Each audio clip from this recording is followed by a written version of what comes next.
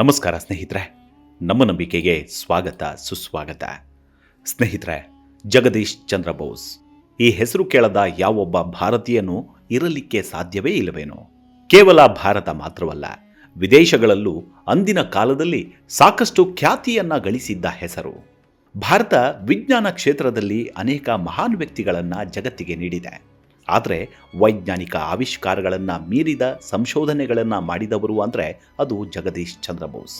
ಪ್ರಕೃತಿ, ಜೀವ ಜಗತ್ತು ಮತ್ತು ಮಾನವೀಯತೆಯ ಶ್ರೇಷ್ಠ ತತ್ವಜ್ಞಾನಿಗಳಲ್ಲಿ ಒಬ್ಬರೆಂದು ಹೆಸರು ಮಾಡಿದವರು.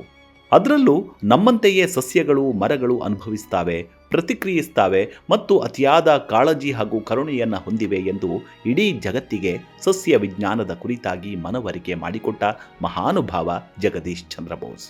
ಆದರೆ ಇಂತಹ ಮಹಾನ್ ಜ್ಞಾನಿಗೆ ಕನಿಷ್ಠ ಕೊಡಬೇಕಾದ ಮರ್ಯಾದೆಯನ್ನು ನಮ್ಮ ಸರ್ಕಾರ ನೀಡಲಿಲ್ಲ ಅನ್ನೋದೇ ನಿಜಕ್ಕೂ ಬೇಸರದ ಸಂಗತಿ. ಬನ್ನಿ ಹಾಗಿದ್ರೆ ಇಂದಿನ ಸಂಚಿಕೆಯಲ್ಲಿ ಜಗದೀಶ್ ಚಂದ್ರ ಬೋಸ್ ಅವರ ಕುರಿತಾದ ಕೆಲವೊಂದಷ್ಟು ವಿಚಾರಗಳನ್ನು ತಿಳಿದುಕೊಳ್ತಾ ಹೋಗೋಣ. ಅದಕ್ಕೂ ಮುನ್ನ ನಮ್ಮ ನಂಬಿಕೆಗೆ ನಿಮ್ಮ ಬೆಂಬಲವಿರಲಿ. ಎಲ್ಲ ವಿಧದ ತ್ವಚೆಯ ಸಮಸ್ಯೆಗಳಿಗೆ ಧೀಮಹಿ ಪ್ರಾಡಕ್ಟ್ ರಾಮಬಾಣದಂತೆ ಕೆಲಸ ಮಾಡುತ್ತೆ. ಕೇವಲ 3 ದಿನದಲ್ಲೇ ವ್ಯತ್ಯಾಸ ನೋಡ್ತೀರಾ. ಯಾವುದೇ ಅಡ್ಡ ಪರಿಣಾಮಗಳಿಲ್ಲ. ಕೆಮಿಕಲ್ ರಹಿತವಾದ 16 ನೈಸರ್ಗಿಕ ಪದಾರ್ಥಗಳ ಮಿಶ್ರಣದಿಂದ ತಯಾರಾದ 100% ಆರ್ಗ್ಯಾನಿಕ್ ಧೀಮಹಿ ಪ್ರಾಡಕ್ಟ್. ಹೆಚ್ಚಿನ ಮಾಹಿತಿಗಾಗಿ ಕೆಳಕಂಡ ದೂರವಾಣಿಗೆ ಸಂಪರ್ಕಿಸಿ. ಸ್ನೇಹಿತರೆ, ಭಾರತೀಯ ಇತಿಹಾಸದಲ್ಲಿ ವಿಜ್ಞಾನ ಜಗತ್ತನ್ನ ರೂಪಿಸಿದ ವಿಜ್ಞಾನಿಗಳಲ್ಲಿ ಜಗದೀಶ್ ಚಂದ್ರ ಬೋಸ್ ಅವರು ಅತ್ಯಂತ ಗೌರವಾನ್ವಿತರು. ಅವರ ಜೀವನ ಹಾಗೂ ಆವಿಷ್ಕಾರಗಳ ಕಥೆಯು ಕೇವಲ ವೈಜ್ಞಾನಿಕ ಸಾಧನೆಗಳು ಕೇವಲ ಕಥೆಯಲ್ಲ, ಅದೊಂದು ಹೋರಾಟ, ಸಮರ್ಪಣೆ ಮತ್ತು ಮಾನವೀಯತೆಗಾಗಿ ವಿಜ್ಞಾನದ ಹಾದಿ ಹಿಡಿದು ಯಶಸ್ವಿಯಾದ ಮಹಾನ್ ತತ್ವಜ್ಞಾನಿ. ಕೇವಲ ವಾಸ್ತವಿಕ ಪ್ರಪಂಚದಲ್ಲಿ ಕಣ್ಣಿಗೆ ಕಾಣುವುದಷ್ಟೇ ಶ್ರೇಷ್ಠ, ಇನ್ನೆಲ್ಲವೂ ಕನಿಷ್ಠ ಎಂಬಂತಿದ್ದ ಪರಿಸ್ಥಿತಿಯಲ್ಲಿ ಯಾರಿಗೂ ಊಹಿಸಲಾಗದ, ಬರೀ ಕಣ್ಣಿನಿಂದ ನೋಡಲಾಗದ ಪ್ರಾಪಂಚಿಕ ಸತ್ಯವನ್ನ ಇಡೀ ಜಗತ್ತಿನ ಮುಂದೆ ತೆರೆದಿಟ್ಟವರೆಂದರೆ ಅದು ಜಗದೀಶ್ ಚಂದ್ರ ಬೋಸರು. ಸಸ್ಯಗಳಿಗೂ ಜೀವವಿದೆ, ಅವುಗಳಿಗೂ ನಮ್ಮಂತೆ ನೋವಾಗತ್ತೆ. ಅವುಗಳ ಬದುಕು ಬೆಳಕು ಮತ್ತು ತಾಪಮಾನದಿಂದ ಪ್ರಭಾವಿತವಾಗಿರುತ್ತೆ ಎಂದು ಸಾಬೀತುಪಡಿಸಿದ ವಿಜ್ಞಾನಿ. ಇದಲ್ಲದೆ ರೇಡಿಯೋ ತರಂಗಗಳ ಕುರಿತು ಸಂಶೋಧನೆಯನ್ನು ಪ್ರಾರಂಭಿಸಿದ ವಿಜ್ಞಾನಿಗಳ ಪೈಕಿ ಮೊದಲಿಗರು. ಆದರೂ ಆ ಸಮಯದಲ್ಲಿ ಈ ಮಹತ್ವದ ಸಾಧನೆಗೆ ಅವರಿಗೆ ಯಾರ ಬೆಂಬಲವೂ ಸಿಗಲಿಲ್ಲ. ಸರ್ಕಾರವೂ ಇವರತ್ತ ಕಣ್ಣಾಡಿಸಲೇ ಇಲ್ಲ. ಎಲ್ಲೆಡೆಯೂ ತಿರಸ್ಕಾರವೇ ಅವರನ್ನು ಸ್ವಾಗತಿಸುತ್ತಿತ್ತು. ಯಾಕಂದರೆ ಅವರ ಆವಿಷ್ಕಾರದ ಬಗ್ಗೆ ಅರಿತವರು ಯಾರೂ ಇರಲಿಲ್ಲ. 1858 ನವೆಂಬರ್ 30ರಂದು ಪೂರ್ವ ಬಂಗಾಳ ಅಂದರೆ ಈಗಿನ ಬಾಂಗ್ಲಾದೇಶದ ರಾರೌಲಿ ಗ್ರಾಮದಲ್ಲಿ ಜನಿಸ್ತಾರೆ ಜಗದೀಶ್ ಚಂದ್ರ ಬೋಸರು. ತಂದೆ ಭಗವಾನ್ ಚಂದ್ರ ಬೋಸ್ ಬ್ರಿಟಿಷ್ ಆಳ್ವಿಕೆಯಲ್ಲಿ ಡೆಪ್ಯೂಟಿ ಮ್ಯಾಜಿಸ್ಟ್ರೇಟ್ ಆಗಿದ್ದವರು ಮತ್ತು ಬ್ರಹ್ಮ ಸಮಾಜದ ನಾಯಕರಾಗಿದ್ದವರು. ಶಿಕ್ಷಿತ ಕುಟುಂಬವಾದ್ದರಿಂದ ಸಾಮಾನ್ಯವಾಗಿ ಅವರಲ್ಲಿ ಆಧುನಿಕತೆಯ ಮನೋಭಾವ ಹೊಂದಿತ್ತು ಬೋಸರ ಕುಟುಂಬ. ತಾಯಿ ಗೃಹಿಣಿಯಾದ್ದರಿಂದ ಮನೆಯ ವಾತಾವರಣ ಪರಿಶುದ್ಧವಾಗಿತ್ತು. ಆದರೆ ತಂದೆ ಭಗವಾನ್ ಚಂದ್ರ ಬೋಸರ ನಿರ್ಧಾರ ಕೊಂಚ ವಿಭಿನ್ನವೇ. ಯಾಕಂದರೆ ತಮ್ಮ ಮಗನ ಶಿಕ್ಷಣವನ್ನು ಆಂಗ್ಲ ಭಾಷೆಯಲ್ಲಿ ಬೇಡ, ತಮ್ಮ ಮಾತೃಭಾಷೆಯಲ್ಲೇ ಕೊಡಿಸಬೇಕೆಂದು ನಿರ್ಧಾರ ಮಾಡ್ತಾರೆ. ಈ ಕಾರಣಕ್ಕಾಗಿ ಬೋಸ್ ತಮ್ಮ ಆರಂಭಿಕ ಶಿಕ್ಷಣವನ್ನು ಬಂಗಾಳಿ ಭಾಷೆಯಲ್ಲಿ ಆರಂಭಿಸ್ತಾರೆ.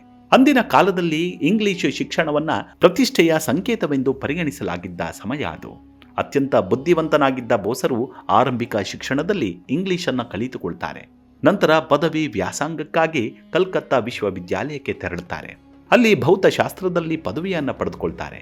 ಅಲ್ಲಿಂದ ಉನ್ನತ ಶಿಕ್ಷಣಕ್ಕಾಗಿ ಕೇಂಬ್ರಿಡ್ಜ್ ವಿಶ್ವವಿದ್ಯಾಲಯಕ್ಕೆ ತೆರಳುತ್ತಾರೆ. ಅವರ ತಂದೆಗೆ ಮಗನನ್ನ ವೈದ್ಯನನ್ನಾಗಿ ಮಾಡಬೇಕೆಂಬ ಬಯಕೆ ಇತ್ತು. ಆದರೆ ಲಂಡನ್ನಿಗೆ ಬಂದ ಬೋಸರಿಗೆ ಅನಾರೋಗ್ಯ ಸಮಸ್ಯೆಯಿಂದ ವೈದ್ಯಕೀಯ ಅಧ್ಯಯನದಲ್ಲಿ ಆಸಕ್ತಿ ಕಡಿಮೆಯಾಗ್ತಿತ್ತು. ಆದರೆ ಭೌತಶಾಸ್ತ್ರದಲ್ಲಿ ಇನ್ನಿಲ್ಲದ ಒಲವಿದ್ರಿಂದ ಭೌತಶಾಸ್ತ್ರವನ್ನೇ ತಮ್ಮ ಮುಖ್ಯ ವಿಷಯವನ್ನಾಗಿ ಆರಿಸಿಕೊಳ್ತಾರೆ. ಈ ನಿರ್ಧಾರ ಇಡೀ ವಿಶ್ವವಿಜ್ಞಾನದ ಇತಿಹಾಸದಲ್ಲಿ ಒಂದು ಕ್ರಾಂತಿಕಾರಿಯನ್ನ ಬಳುವಳಿಯಾಗಿ ನೀಡಿತು. 1884ರಲ್ಲಿ ಅಧ್ಯಯನವನ್ನು ಮುಗಿಸಿ ಭಾರತಕ್ಕೆ ಹಿಂದಿರುಗಿದ ನಂತರ ಕೋಲ್ಕತ್ತಾದ ಪ್ರೆಸಿಡೆನ್ಸಿ ಕಾಲೇಜಿನಲ್ಲಿ ಭೌತಶಾಸ್ತ್ರದ ಪ್ರಾಧ್ಯಾಪಕರಾಗಿ ನೇಮಕಗೊಳ್ತಾರೆ. ಇದು ಅವರ ಜೀವನದ ಹೋರಾಟಕ್ಕೆ ಮುನ್ನುಡಿ ಬರೆದಿತ್ತು. ಅಂದಿನ ಬ್ರಿಟಿಷ್ ಆಡಳಿತದಲ್ಲಿ ಭಾರತೀಯ ನೌಕರರಿಗೆ ಮೋಸವಾಗುವುದು ಹೊಸದೇನಾಗಿರಲಿಲ್ಲ.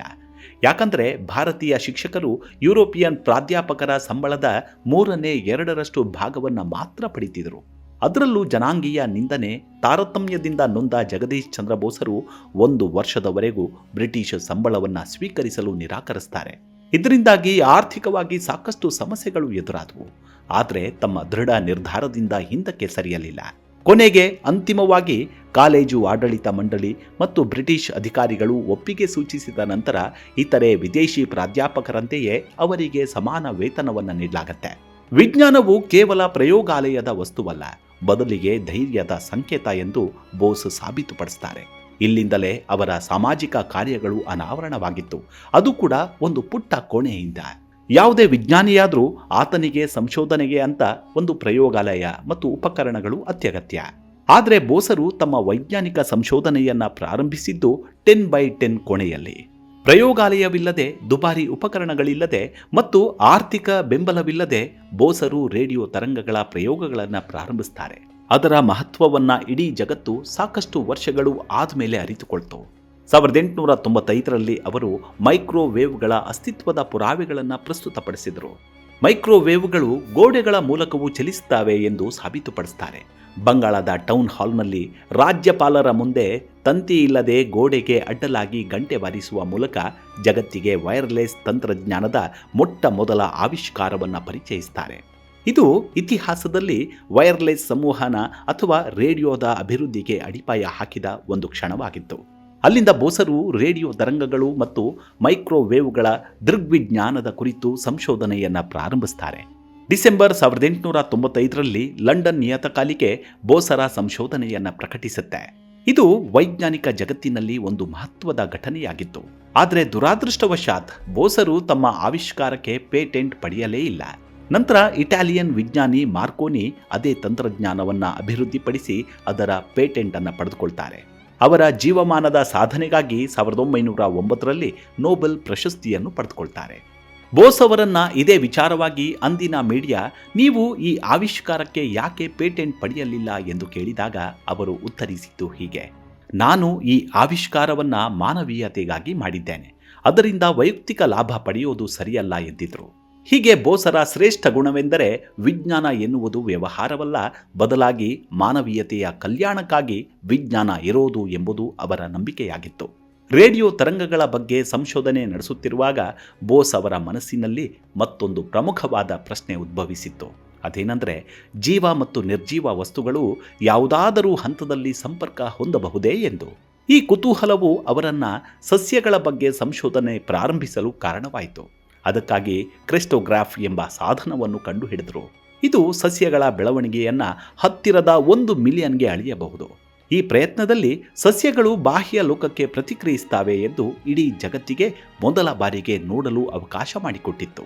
ಸಸ್ಯಗಳು ಕೂಡ ನೋವನ್ನು ಅನುಭವಿಸುತ್ತವೆ. ಸಸ್ಯಗಳಿಗೆ ತಾಪಮಾನ, ರಾಸಾಯನಿಕಗಳು ಮತ್ತು ಬೆಳಕು ಅವುಗಳ ನಡವಳಿಕೆಯ ಮೇಲೆ ಪರಿಣಾಮ ಬೀರುತ್ತವೆ ಎಂದು ಸಾಬೀತುಪಡಿಸಿದರು.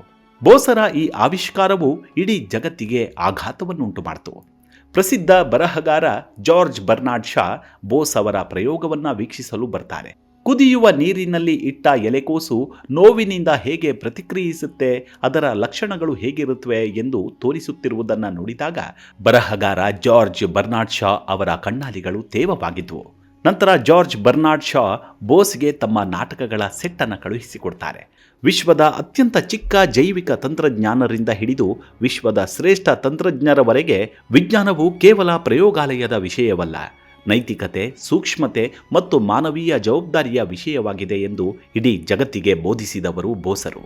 ಇದೇ ವಿಷಯದಲ್ಲಿ ಜಗದೀಶ್ ಚಂದ್ರ ಬೋಸರಿಗೆ 1917ರಲ್ಲಿ ನೈಟ್ ಪದವಿ ನೀಡಲಾಗುತ್ತೆ. ಅದೇ ವರ್ಷ ಕೋಲ್ಕತ್ತಾದಲ್ಲಿ ಬೋಸ್ ಸಂಸ್ಥೆಯನ್ನು ಸ್ಥಾಪಿಸುತ್ತಾರೆ. ಇದು ಇಂದಿಗೂ ವೈಜ್ಞಾನಿಕ ಸಂಶೋಧನೆಯ ಪ್ರಮುಖ ಸಂಸ್ಥೆಯಾಗಿ ಉಳಿದಿದೆ. ಬೋಸರು ನವೆಂಬರ್ 23, 1937ರಂದು ಜಾರ್ಖಂಡ್ನ ಗಿರಿದಿಯಲ್ಲಿ ನಿಧನರಾಗ್ತಾರೆ.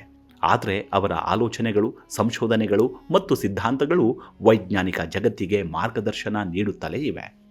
ಎಲ್ಲ ವಿಧದ ತ್ವಚೆಯ ಸಮಸ್ಯೆಗಳಿಗೆ ಧೀಮಹಿ ಪ್ರಾಡಕ್ಟ್ ರಾಮಬಾಣದಂತೆ ಕೆಲಸ ಮಾಡುತ್ತೆ. ಕೇವಲ 3 ದಿನದಲ್ಲೇ ವ್ಯತ್ಯಾಸ ನೋಡ್ತೀರಾ. ಯಾವುದೇ ಅಡ್ಡ ಪರಿಣಾಮಗಳಿಲ್ಲ. ಕೆಮಿಕಲ್ ರಹಿತವಾದ 16 ನೈಸರ್ಗಿಕ ಪದಾರ್ಥಗಳ ಮಿಶ್ರಣದಿಂದ ತಯಾರಾದ 100% ಆರ್ಗ್ಯಾನಿಕ್ ಧೀಮಹಿ ಪ್ರಾಡಕ್ಟ್. ಹೆಚ್ಚಿನ ಮಾಹಿತಿಗಾಗಿ ಕೆಳಕಂಡ ದೂರವಾಣಿಗೆ ಸಂಪರ್ಕಿಸಿ. ಅವರ ಜೀವಿತಾವಧಿಯಲ್ಲಿ ಜಗತ್ತು ಅವರಿಗೆ ಅರ್ಹವಾದ ಗೌರವವನ್ನು ನೀಡಲಿಲ್ಲ. ಆದರೆ ಸತ್ಯ ಅನ್ನೋದು ಯಾವಾಗಲೂ ತಡವಾಗಿ ಬೆಳಕಿಗೆ ಬರುತ್ತೆ ಎನ್ನುವಂತೆ 100 ವರ್ಷಗಳ ನಂತರ ಅಂದರೆ 2012ರಲ್ಲಿ IEEE ಅಧಿಕೃತವಾಗಿ ಜಗದೀಶ್ ಚಂದ್ರ ಬೋಸ್ ಅವರನ್ನ ರೇಡಿಯೋ ಆವರ್ತನ ವಿದ್ಯುತ್ಕಾಂತೀಯ ವಿಕಿರಣದ ಸ್ಥಾಪಕ ಪಿತಾಮಹ ಎಂದು ಗುರುತಿಸುತ್ತೆ. ಇತಿಹಾಸವು ಅಂತಿಮವಾಗಿ ತನ್ನ ತಪ್ಪನ್ನ ಸರಿಪಡಿಸಿಕೊಳ್ಳುತ್ತೆ.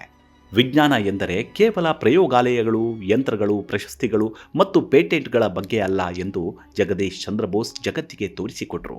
ವಿಜ್ಞಾನ ಎಂದರೆ ಮಾನವೀಯತೆಗಾಗಿ ಏನು ಮಾಡುತ್ತೇವೆ ಎನ್ನುವುದರ ಮೇಲೆ ನಿಂತಿದೆ ಎಂಬುದು ಅವರ ವಾದವಾಗಿತ್ತು.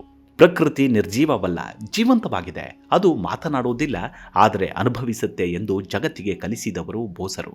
ಬೋಸರು ಕೇವಲ ವಿಜ್ಞಾನಿಯಲ್ಲ, ಆದರೆ ಪ್ರಕೃತಿ ಮತ್ತು ವಿಜ್ಞಾನದ ಬಗ್ಗೆ ಪ್ರಪಂಚದ ದೃಷ್ಟಿಕೋನವನ್ನು ಪರಿವರ್ತಿಸಿದ ಚಿಂತಕ ಎಂದು ಹೇಳೋದು ತಪ್ಪಾಗಲಾರದು. ಇವಿಷ್ಟು ಜಗದೀಶ್ ಚಂದ್ರ ಬೋಸರ ಕುರಿತಾದ ಕೆಲವೊಂದಷ್ಟು ಮಾಹಿತಿ. ಮುಂದಿನ ಸಂಚಿಕೆಯಲ್ಲಿ ಸಿಗೋಣ. ನಮಸ್ಕಾರ.